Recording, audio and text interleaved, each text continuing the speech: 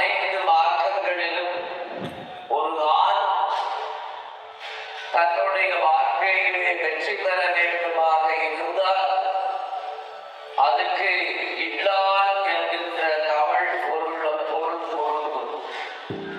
என்றால் தமிழிலே இல்லான் என்கின்ற சொல்லு கிடையாது, இல்லான் என்கின்ற சொல்லு மாத்திரமே இருக்கின்றது.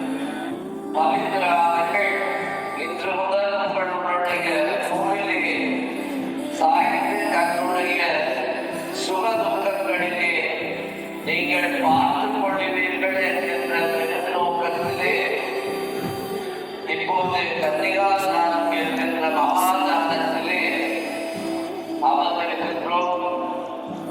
பவித்ரா உங்களுடைய இல்லத்துக்கு சிறந்த ஒரு அரசியாக இருப்பார் என்கின்ற நோக்கிலே அவரை உங்களுக்கு இல்லத்துக்கு அரசியாக ஏற்றுக் கொடுக்கிறீர்களா?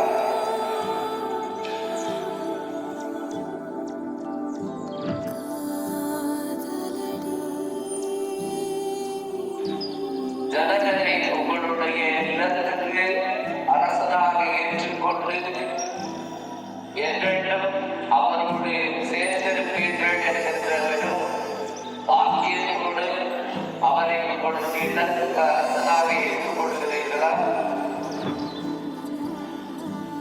நீங்கள் இருவரும்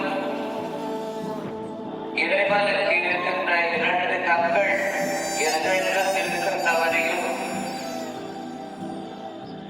இன்பமும் துன்பத்திலும் இணைந்திருந்து இல்லறத்திலே நகரம் காக்க வேண்டும் என்பது அடிப்படையிலே போது கன்னிகாதானம் நடைபெறுகின்றது.